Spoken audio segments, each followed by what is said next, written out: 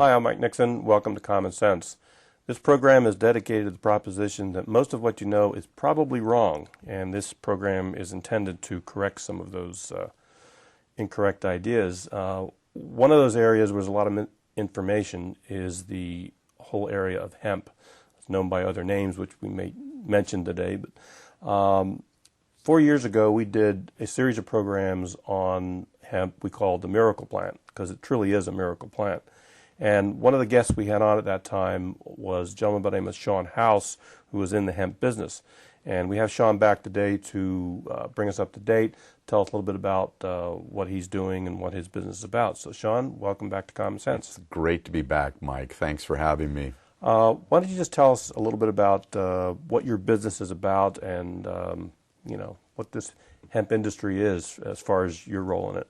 Well, I've had quite an interest in hemp after being involved in antiques and collectibles and learning the history of hemp in Pennsylvania that we weren't taught in school. I had an inclination to go that way since it was working with agriculture previous to my other businesses in computers and portrait photography.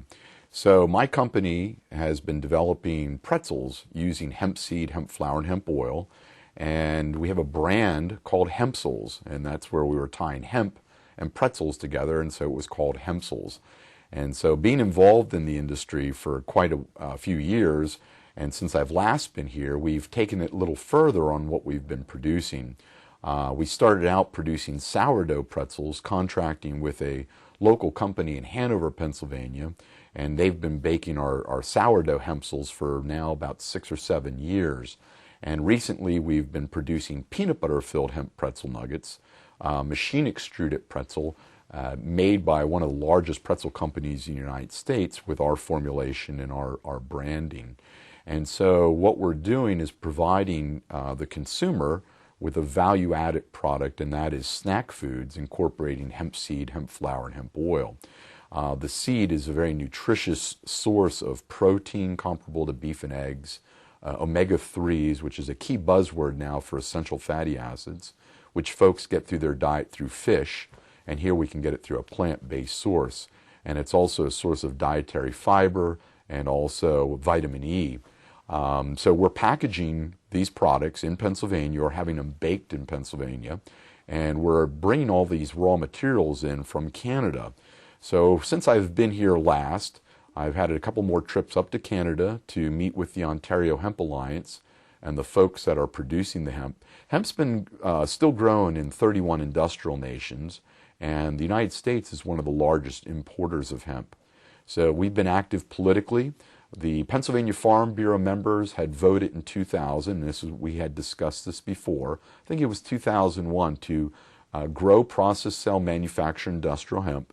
We kind of thought our job had been done at that time, but we were not growing hemp in Pennsylvania, so there's still a lot of work to do. And at that time, didn't Department of Agriculture the PA Department of Agriculture was involved with that process, right? They eventually jumped in and... Well, the farmers voted for this. It didn't go anywhere past our state Farm Bureau meeting. It didn't go to the national level, but many states, I think approximately 11 states, have resolutions through to study, grow, or study hemp and see the potential that it has. We have to remember nowadays, and it's a little bit more relevant now that we're at war, that anything you can make from petroleum, you can make from the farmer's fields. And hemp is an ideal candidate as a 90-day crop growing anywhere from 8 to 18 feet tall. Popular Mechanics called it the new billion-dollar crop in 1937. That's when $1 was worth $1. And anything from textiles to dynamite to plastics to fuel to foods can be made from this plant, something that the farmers can grow and regrow. It's an excellent rotation crop. Right. Relative to the whole petroleum thing, I read the other day Brazil is now self-sufficient with regard to, they're not using hemp, unfortunately, but I guess they're using corn to make ethanol, and they're totally self-sufficient. And one of the things we talked about in that program years ago, if we have the capacity to grow this rapidly, you could do how many times could you grow a stand of hemp in a season? Well, probably once or twice. It's basically planted at the same time tobacco is and harvested sometime in August. I'm not necessarily a farmer. I'm more of a marketer and developer of products. But it would be possible to, if we followed Brazil's lead and used hemp as the basis, we could eliminate our dependence on foreign oil. Sure, and we showed that in 3 months before we were attacked on September 11th of 2001 by hosting and introducing HempCar, which the viewer can see at hempcar.org on the website, and see that this Mercedes-Benz that had been converted to run on hemp biodiesel fuel ran 13,000 miles and came up to Hempfield Township here in Lancaster, and we were up by 3 Mile Island, and then they went up to New York and throughout. And we can just look across the border and see what our Canadian friends and farmers are doing and how they're selling their fiber to Detroit that's putting it in their cars. And later on, we'll see a clip of the Dodge Stratas, the BMWs having hemp and flax in their car panels. It's an excellent fiberglass substitute. There's a lot of potential. Mine as a company, we're incorporated as of March 2005 to develop hemp foods and other hemp products. So our company goal is to contract with our Pennsylvania farmers. It's always been a case of the cart before the horse. So if the farmers were able to grow hemp, what would we do with it then? The Canadians had always said, just as a rotation crop, hemp, everything that grew after hemp grew taller, except for wheat. So just as a rotation crop for eliminating cyst nematoids, which attack soy, and other types of destructive pests, hemp is another, just as a great rotation crop. But here, we're working with Pennsylvania manufacturers, so we ultimately want to contract with our Pennsylvania farmers so we can have a secure source of raw materials here and do exactly what the Canadians are doing and the Germans and the British and the French and the Russians and so on, and Brazil. Hemp even has a higher burning rate. It's 10 times higher burning rate than corn. You know, and it was interesting because I was flipping through the radio stations and I came upon an interview with a politician, didn't know his name at the time, and he was talking about hemp biodiesel fuel. And we see that that's where the political shift is happening. The consumers were demanding it. When we did it 3 months before 9/11, we were laughed at. It was kind of a joke, and that's normal. That's normal how it is with profits. You go in there and say, look, we should be using renewable energy, and they're like, ha, ha, ha. You know, gas is much cheaper. But we're in the newspaper saying, look, we don't want to be held dependent on foreign sources of oil, and here we can get it from our farmers. And what I was getting at with the biodiesel car is even Mercedes-Benz, when Rudolf Diesel invented the diesel engine in 1892, it was built specifically to run on vegetable and seed oil. Really? So here again, we have a quicker way of getting ourselves off that oil addiction, as our President Bush had talked about, and we've been emphasizing this for the last 6 years. But there's still been a lot of educational hurdles and even battles with agencies within the federal government who have been trying to ban hemp and hemp foods. Right. Do we want to take a look at that clip now? You were talking about... Well, is there time now, or should we talk about what we went through with the DEA in regards to hemp foods? Because as of September 24th, 2005, that was the last date that the DEA had to appeal two rulings against it by the Ninth Circuit Court of Appeals, where the DEA had been trying to almost outlaw hemp foods by putting ambiguous language in our federal registry. And this is a way of circumventing what Congress is meant to do in making laws and studying. It's similar to what would happen to the 1937 Marijuana Tax Act, where they called cannabis, hemp, marijuana, without any type of overview, and in essence creating a tax, but in essence outlawed what the farmers had been doing since the founding of the country. Right, because industrial hemp doesn't have the same medicinal, if you will, properties that cannabis would. Conventional cannabis has, right? Right. And like we like to tell people, the person that's not familiar. I always like the analogy. It's like, the corn you feed to cattle is corn, but it's not something a human being would want to eat. Well, and we like because it's a different strain. It has different properties, different qualities, which are fine for that process. Sure. But it's not something edible to human beings. Right, and even taking that example further so the consumer can understand, it's like taking your oranges and your lemons and your grapefruit. Okay, now you can squeeze an orange, but you're not going to get lemonade or grapefruit. You can squeeze a lemon and vice versa. The common similarity is that they're from the citrus family.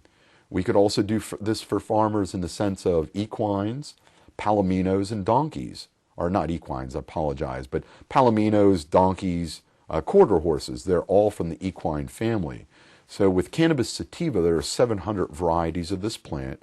You have one aspect on the far side that is a medicinal or recreational use of cannabis, things that they're fighting it for in Nevada, California, for glaucoma, AIDS, wasting, a myriad of effects. I mean, it's one of the oldest pharmacopoeia drugs, if you'd say drugs, it's been used for centuries. But we're focusing on the commercial, industrial aspect of hemp. This is where it's 300 plants per meter grown for the stalk that would be put into building blocks that we'll show, or the seed that would run cars or feed mankind. Mm-hmm. Okay. So you may as well, you brought up the DEA thing. Why don't you talk about the status of that now? Sure. As of September 25th, that was the last day of 2005 that the DEA could appeal, because they had been ruled against twice that what they were doing was wrong, and they had no legal leg to stand on this. And what they were doing was essentially saying if it has any trace amount of THC, it is therefore marijuana, and therefore it's illegal. Right. And here we follow the Canadian protocol, which is 10 parts per millionth, which is like comparing an olive pit in a railroad car full of product. That there's more alcohol in fruit juices, more opiates in poppy seed bagels than there is THC in any hemp food products that you can eat. Right. That we stopped the DEA. I was part of the suit. I wasn't financing it because it's been quite a struggle for the past 4 years to get the consumers to understand this and get the federal government to back down, and they have. Hemp is perfectly legal. They can get our products at any local health food stores. We're going to get into wild oats nationwide here relatively soon, and we're now a PA preferred company, so we're recognized by the Department of Agriculture through the marketing aspect of what we're doing. So again, producing healthier foods, incorporating hemp seed, hemp flower, and hemp oil, with the ultimate goal of contracting with farmers so we can produce fiberglass substitutes with hemp, building materials. We can do our dehulling and processing right here, and even do our own hemp biodiesel fuel. Right, which would give work to people in Pennsylvania and lower your costs. And help the farmers and save farmlands without creating laws prohibiting farmers from selling their farms. Right. It would give folks an opportunity, and that's what the farmers need. They need opportunities. They don't need to be dictated to. The consumers are already making their choices. And the way the cars are going, we'll go into that video, going up to Canada recently, they are supplying Detroit with the fiber that is going into the Dodge Strata and the Chrysler Sebreens, just like they're doing in Germany with the BMWs. And that's what we'll show the viewer, is how they're harvesting hemp. That's what the viewer is going to watch. Hemp is being cut down with large combines and processed where it's 50% hemp and 50% flax. And the viewer is going to see a car part made. And if they look at their Dodge Strata or Chrysler Sebreens, they're going to have that. And we've been told through Ford that within the next 6 years, the outside of the cars are going to be the same way.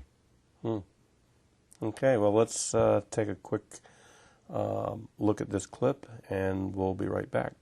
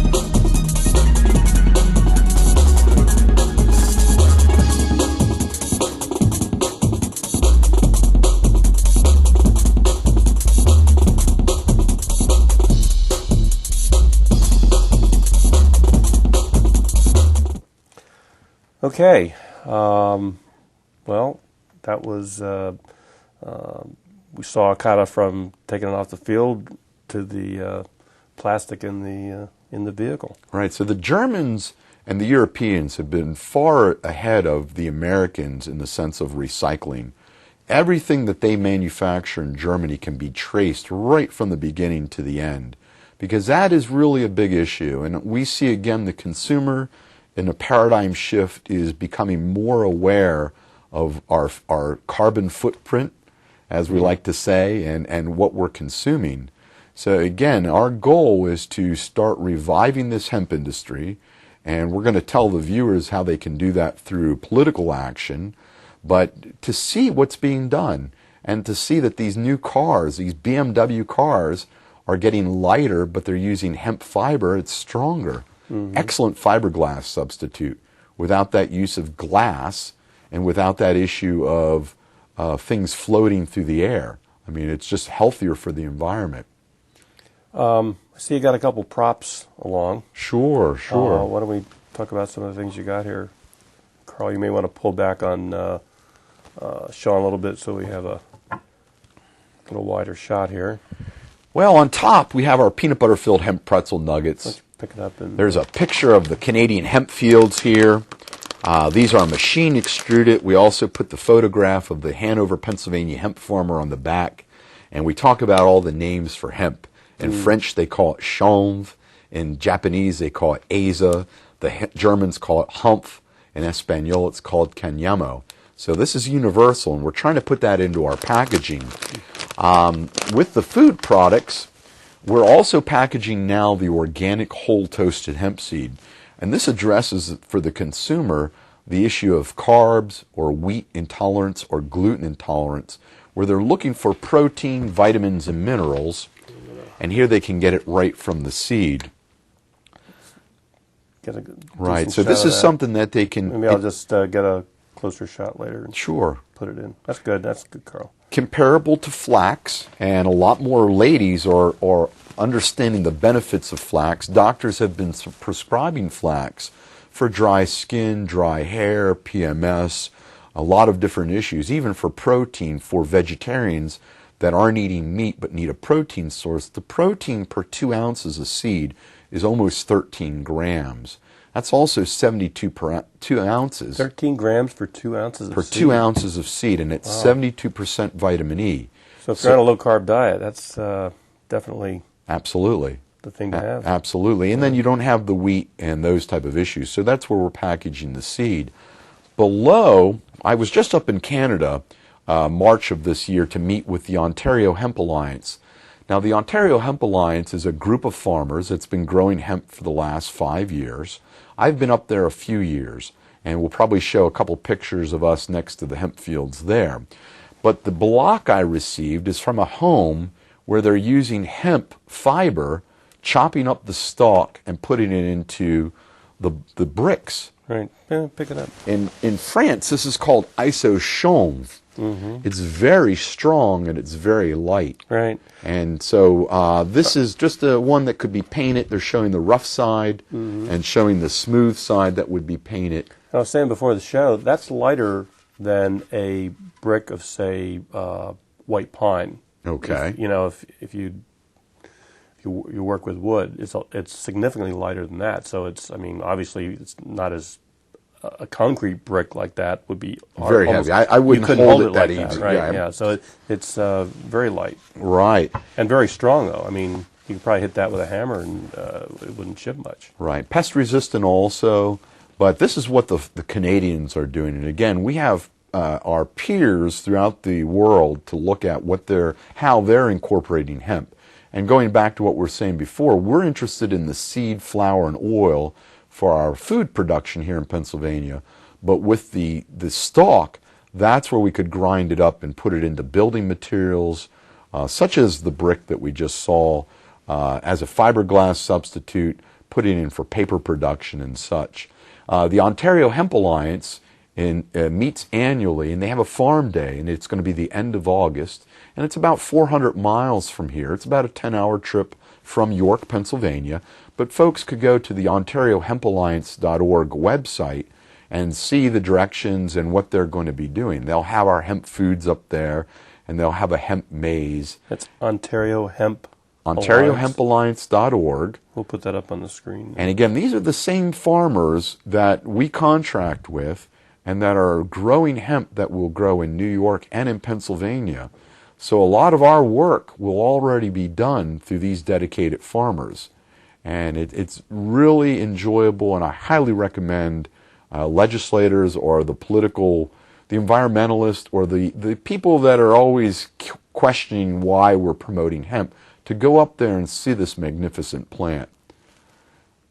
Yeah, we showed pictures on that show years ago. We had a cornfield on one side of the path and a hemp field on the other. Right, and Dan Scheel, whose farm they're having the meeting at in August, this is his third or fourth year that he's growing it, and this year they're growing it just for seed to replant farmers' fields. So it's been really interesting. And again, talking to the people that are supplying the fiber that's going to Detroit, it's unbelievable when Ford tells them that the outside of these cars are going to be made with a combination of flax and hemp. They may still want to run it on gas, but it's going to be lighter than steel, and it's going to be as strong. Really? Yeah. Is it going to be? Is it a plastic sort of like they use in Saturns? Just like they're doing now, exactly. And that's what they're going to be, because it's more recyclable. Just like we were referring to the Germans earlier about knowing from the beginning the product life cycle on where it's going to wind up. They don't want it wind up in landfills. Right. And the consumers are voting with their dollars, and we see now that or biodiesel fuel at least is becoming more prevalent.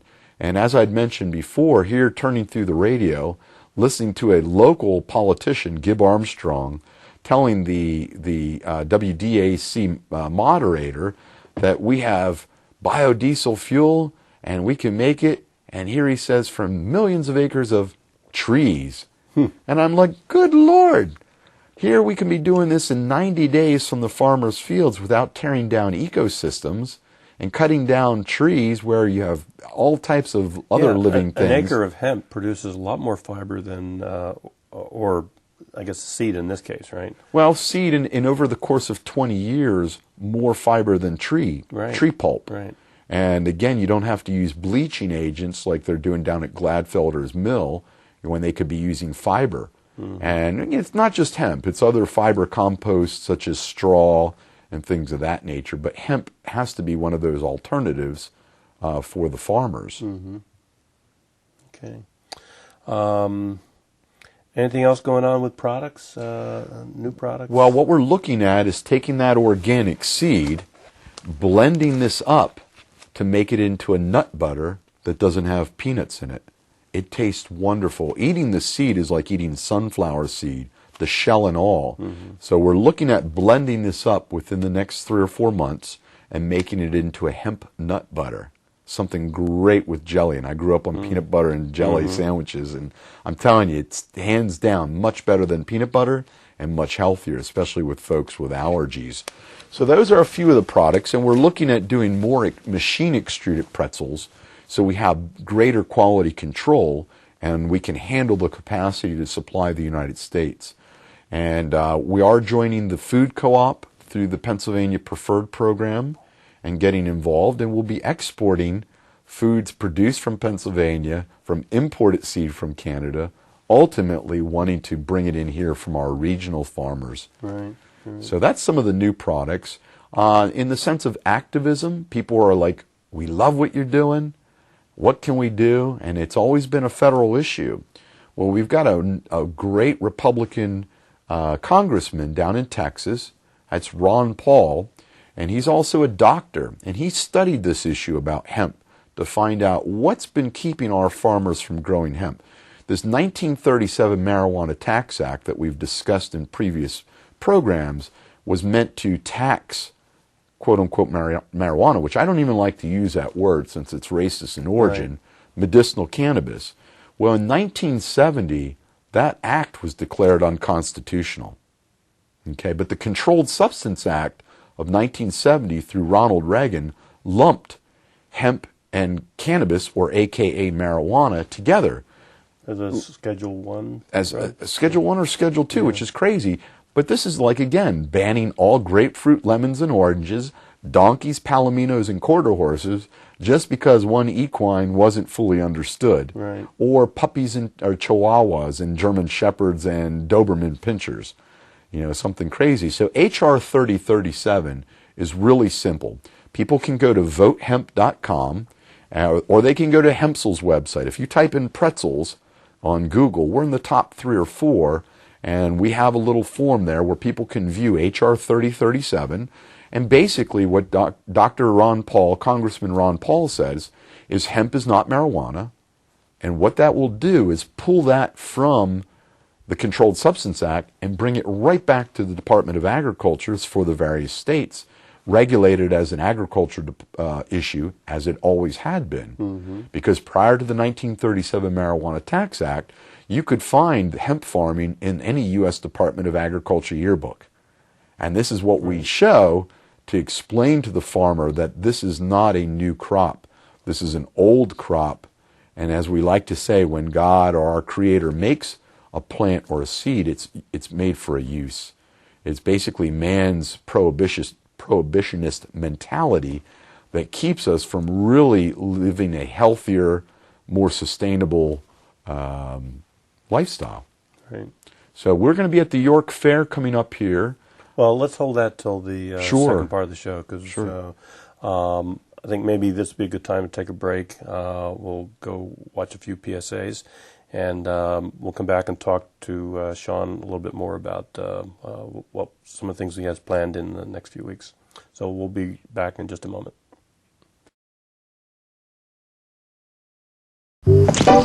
Excuse me, you seem like nice folks. Uh-huh. Do you believe in gun control? Yes. Then would you be willing to stand behind what you believe and post this sign in your front yard? Think gun control's a good idea? Think again. Call now or visit AmericanLibertyFoundation.org.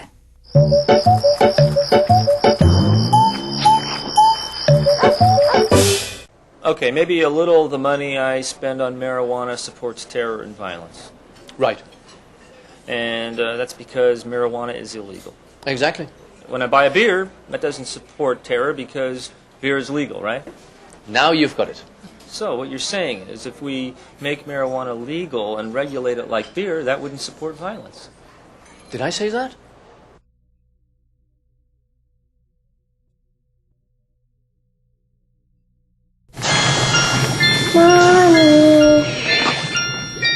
There are over 20,000 gun laws in America today. Mommy. The problem is, Mommy? criminals don't obey the law. Gun control only disarms the innocent. Call now or visit AmericanLibertyFoundation.org.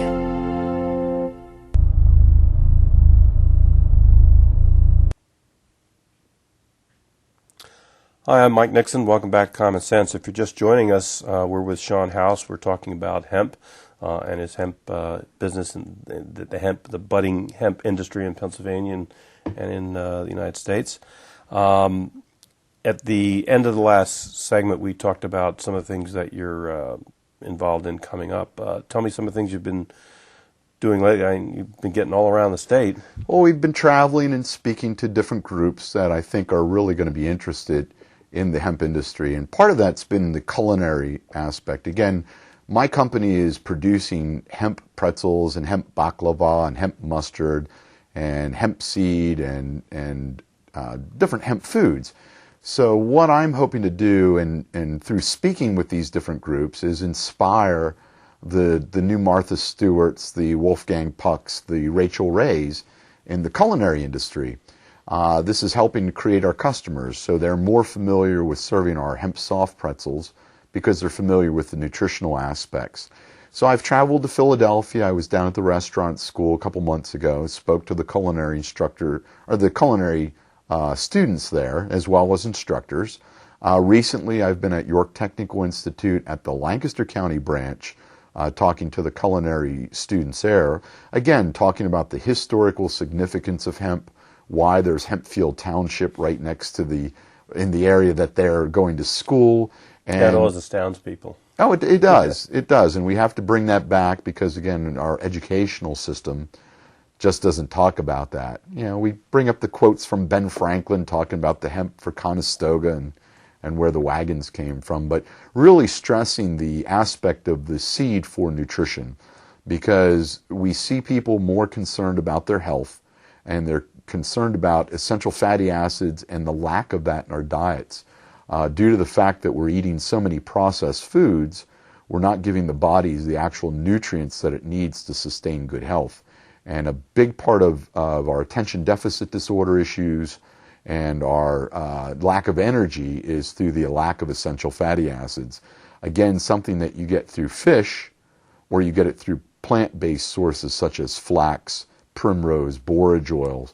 And then one of the issues with getting those nutrients is we've been polluting our rivers and our ocean ways, so we're actually toxifying our fish, mercury levels and things of that nature. I subscribe, and many do, that it's best to get it from a plant-based source, naturally organic, or as organic as it can be. And here again, with the hemp seed, you have a source of protein, essential fatty acids, specifically omega-3, vitamin E, vitamin C, calcium, things of that nature. So talking to those culinary students, we are helping them because they're going to be the decision makers 5 years from now when they're running their own restaurants. We've had 2 successful events at the Pennsylvania Farm Show, and there part of it is showing historical significance hemp has played, and the timeline from 8000 BC all the way to 2006, showing the cover-up with hemp and the racist issue of the marijuana and calling it marijuana in the laws.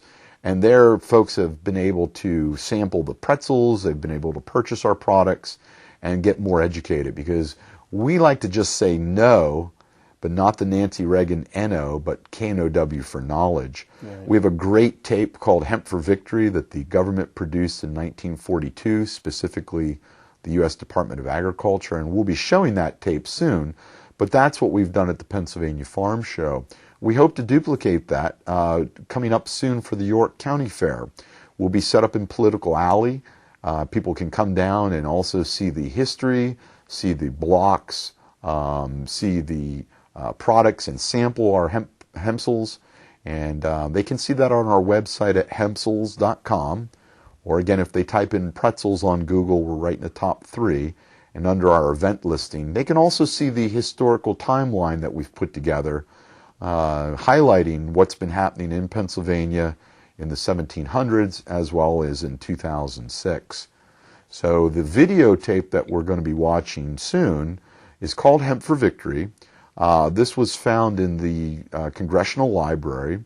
It was produced by the U.S. Department of Agriculture, and its significance today is that this film was produced at a time of war, and that was World War II, where the Japanese had cut off the Manila supply of hemp.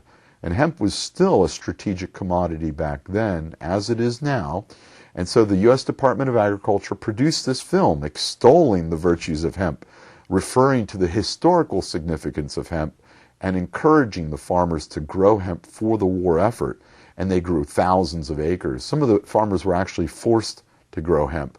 But it was interesting because here we take this plant that's been demonized and then extol the virtues of it.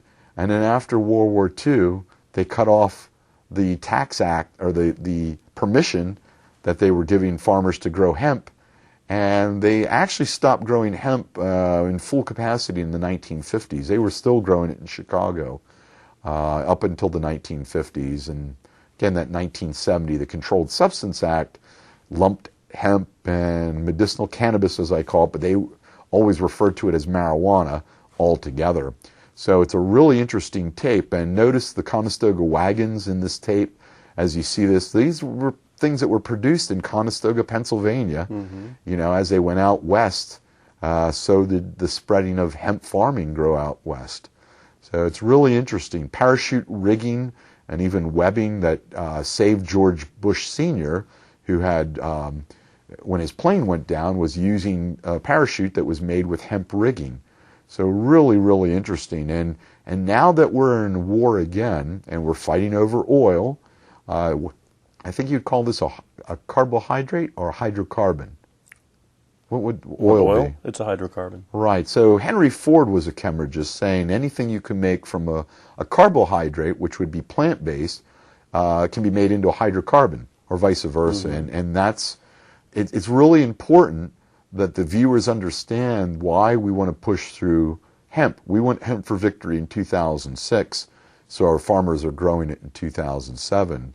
So if they want to sit back and enjoy this tape, we can kind of go over everything that we just discussed previously. Okay, before we watch it, Jack Herer, I think, was the one who researched this, because the government insisted for a long time that no, the government never, because this film was out and around. Right. It was in the public domain, and he actually tracked down the documentation that this was an official government publication. Right. Department of Archives, when they were transitioning, going into an electronic format for the archives, some of these things were overlooked. And you might say they were overlooked on purpose, who knows. But he did a lot of research, and Jack Herer is definitely the hemperer of the West and one of the biggest advocates. He has a $100,000 challenge to prove him wrong, that you can't supply fuel, food, fiber for the United States without using wood and without using petroleum, and no one can dispute that. So yeah, kudos absolutely to Jack Herer. And for someone that wants to really read and see history, a great book by Les Stark, the hemp historian that's been on this show, Hempstone Heritage. And Jack Herer's book goes into the historical significance and shows the medicines that were produced in the 1800s using cannabis seed, and shows even the Hemp for Victory information is in that book. So. Okay. Well, let's take a look at this video, and we'll be right back.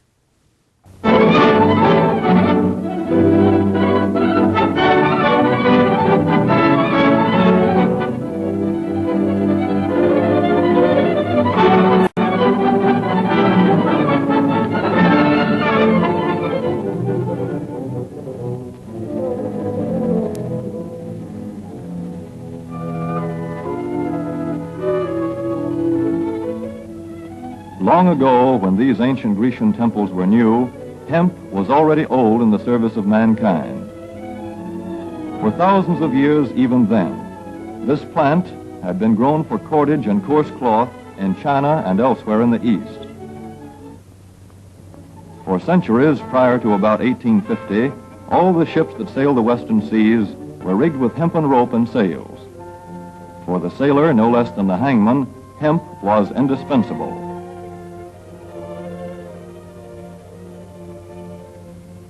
A 44-gun frigate, like our cherished old Ironsides, took over 60 tons of hemp for rigging. Including an anchor cable 25 inches in circumference.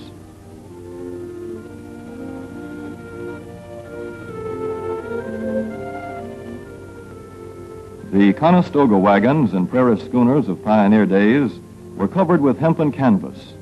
Indeed, the very word canvas comes from the Arabic word for hemp. In those days, hemp was an important crop in Kentucky and Missouri. Then came cheaper imported fibers for cordage, like jute, sisal, and manila hemp, and the culture of hemp in America declined. But now, with Philippine and East Indian sources of hemp in the hands of the Japanese, and shipment of jute from India curtailed, American hemp must meet the needs of our Army and Navy as well as of our industries. In 1942, patriotic farmers at the government's request planted 36,000 acres of seed hemp, an increase of several thousand percent. The goal for 1943 is 50,000 acres of seed hemp. In Kentucky, much of the seed hemp acreage is on river bottom land such as this, along the Kentucky River Gorge. Some of these fields are inaccessible except by boat. Thus, plans are afoot for a great expansion of the hemp industry as a part of the war program. This film is designed to tell farmers how to handle this ancient crop, now little known outside Kentucky and Wisconsin. This is hemp seed. Be careful how you use it. For to grow hemp legally, you must have a federal registration and tax stamp. This is provided for in your contract. Ask your AAA committeeman or your county agent about it. Don't forget, hemp demands a rich, well-drained soil such as is found here in the bluegrass region of Kentucky or in central Wisconsin.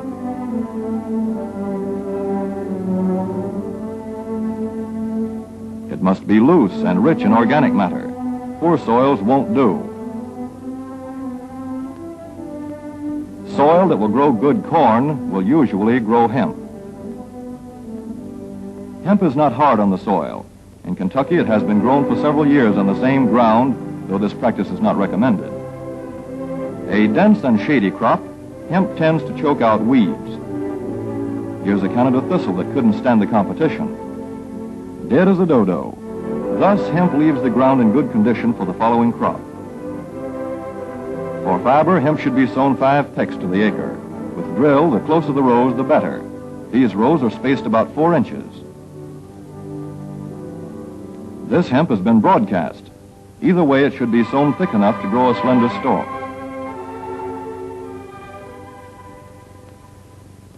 Here's an ideal stand. The right height to be harvested easily, thick enough to grow slender stalks that are easy to cut and process.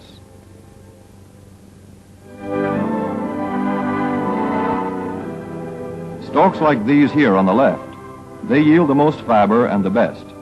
Those on the right are too coarse and woody. For seed, hemp is planted in hills like corn, sometimes by hand. Hemp is a dioecious plant. The female flower is inconspicuous, but the male flower is easily spotted. In seed production, after the pollen has been shed, these male plants are cut out. These are the seeds on a female plant. Hemp for fiber is ready to harvest when the pollen is shedding and the leaves are falling. In Kentucky, hemp harvest comes in August. Here, the old standby has been the self-rake reaper, which has been used for a generation or more. Hemp grows so luxuriantly in Kentucky that harvesting is sometimes difficult, which may account for the popularity of the self-rake with its lateral stroke.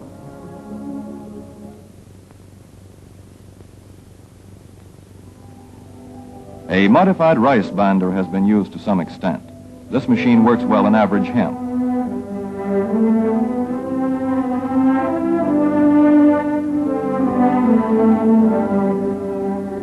Recently, the improved hemp harvester, used for many years in Wisconsin, has been introduced in Kentucky. This machine spreads the hemp in a continuous swath. It is a far cry from this fast and efficient modern harvester to the Armstrong model of yore. But here's one kind of harvester, at least, that doesn't stall in the heaviest hemp. In Kentucky, hand cutting is practiced in opening fields for the machines.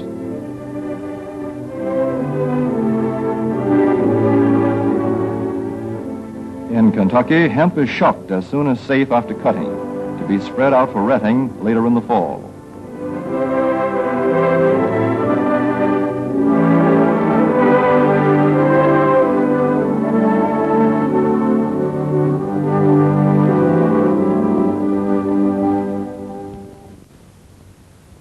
In Wisconsin, hemp is harvested in September. Here, the hemp harvester with automatic spreader is standard equipment. Note how smoothly the rotating apron lays the swath preparatory to retting. Here it is a common and essential practice to leave headlands around hemp fields. These strips may be planted to other crops, preferably small grain. Thus, the harvester has room to make its first round without preparatory hand cutting. Here the machine is running over corn stubble. When the cutter bar is much shorter than the hemp is tall, overlapping occurs. Not so good for retting. The standard cut is 8 to 9 feet.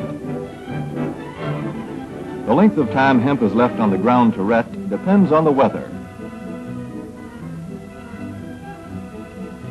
The swaths must be turned to get a uniform red.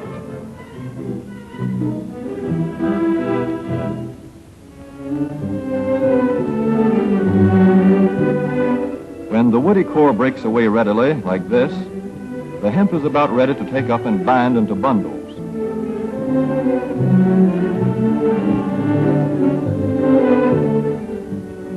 Well-retted hemp is light to dark gray. The fiber tends to pull away from the stalk. The presence of stalks in the bowstring stage indicates that retting is well underway.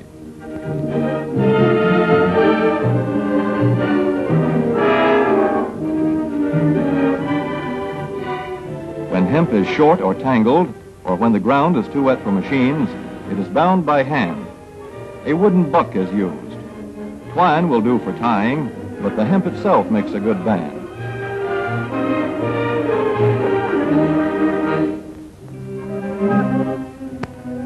When conditions are favorable, the pickup binder is commonly used. The swaths should lie smooth and even with stalks parallel. The picker won't work well in tangled hemp.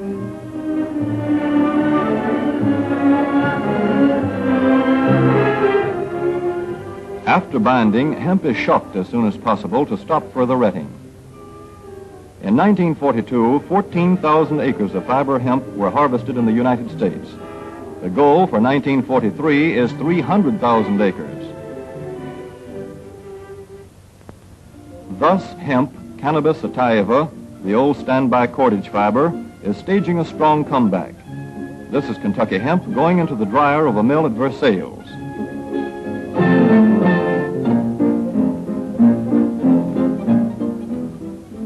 In the old days, breaking was done by hand, one of the hardest jobs known to man.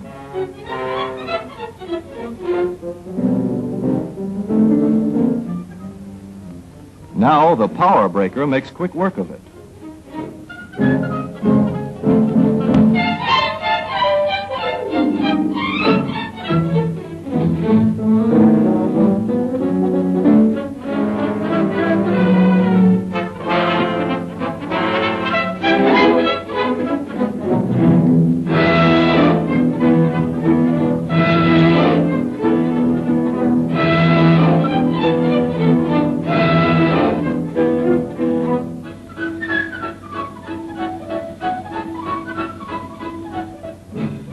Spinning American hemp into rope yarn or twine in the old Kentucky River Mill at Frankfort, Kentucky.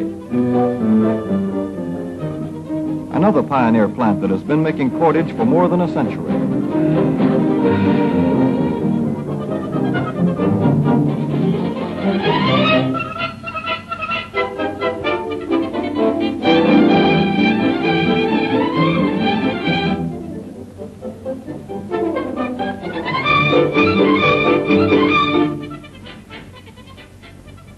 All such plants will presently be turning out products spun from American-grown hemp.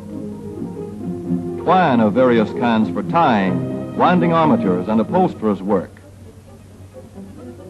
Rope for marine rigging and towing, for hay forks, derricks, and heavy-duty tackle. Light-duty fire hose.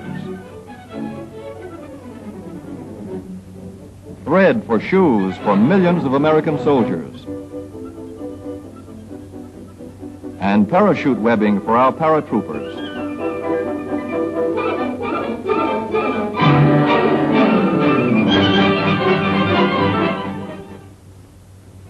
As for the United States Navy, every battleship requires 34,000 feet of rope, and other craft accordingly. So here in the Boston Navy Yard, where cables for frigates were made long ago, crews are now working night and day making cordage for the fleet. In the old days, rope yarn was spun by hand.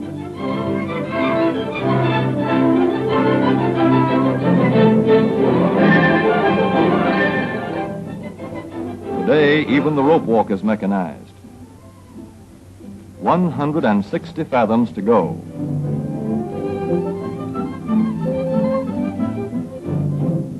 The rope yarn feeds through holes in an iron plate.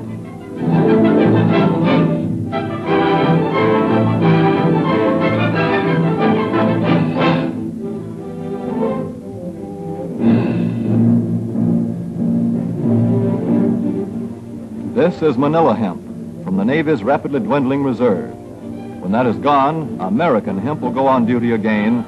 Hemp for mooring ships. Hemp for tow lines.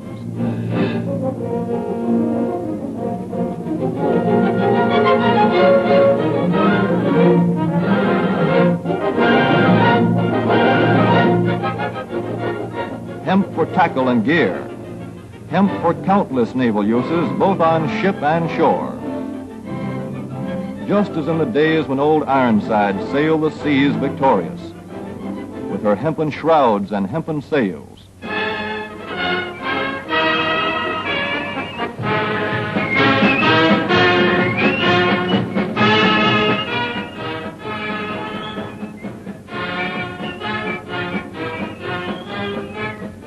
Hemp for Victory.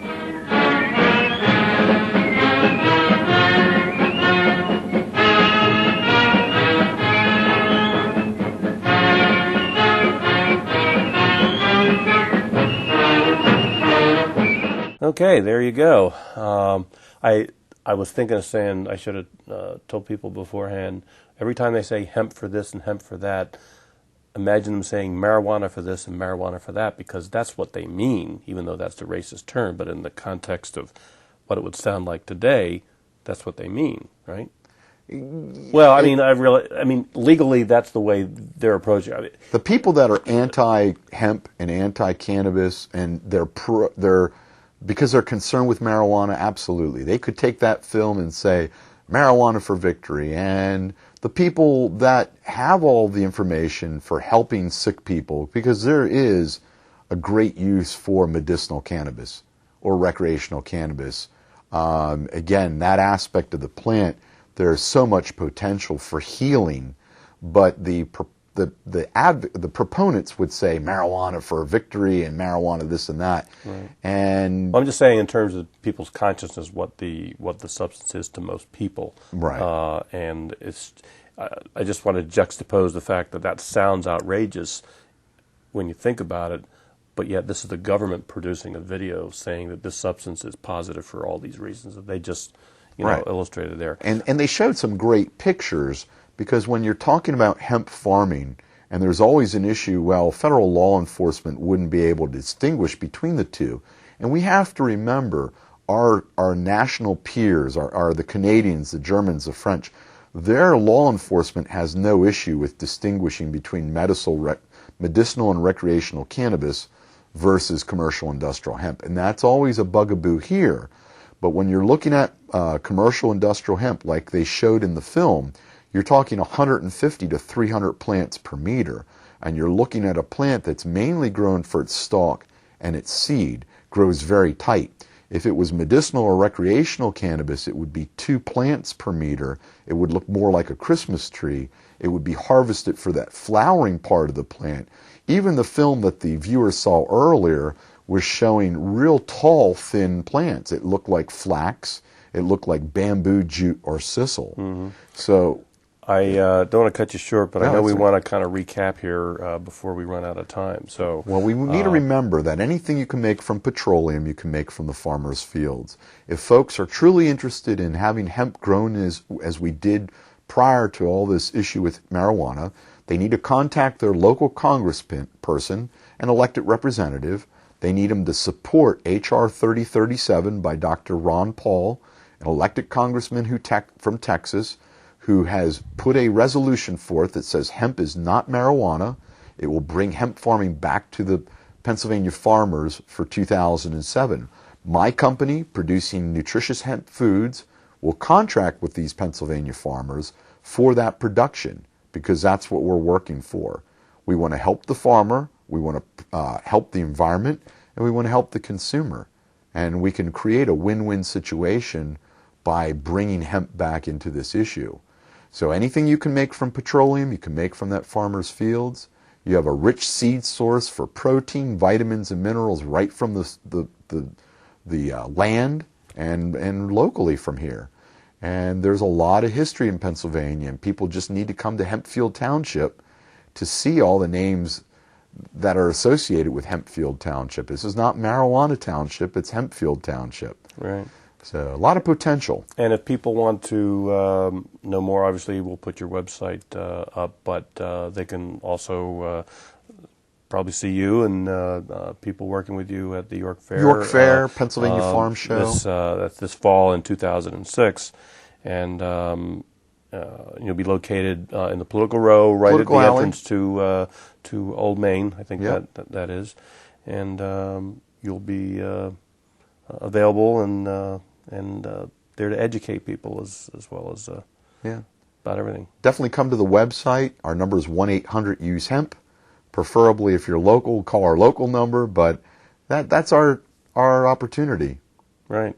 So thanks for having me on, Mike. Okay, I well, really appreciate it. I appreciate you coming, Sean, bring us up to date, and I'm sure you'll be back again for another update as time As it permits. evolves. Yep. Right, right.